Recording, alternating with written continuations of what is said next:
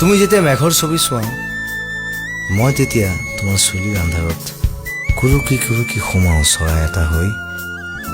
তুমি যেতিয়া বৰষুণ ভাল পোৱা মই নদী হৈ বৈ যাওঁ তোমাৰ বুকুলৈ। মোৰ দিনবোৰত তোমাৰ নিচা লগা ভাৱনা,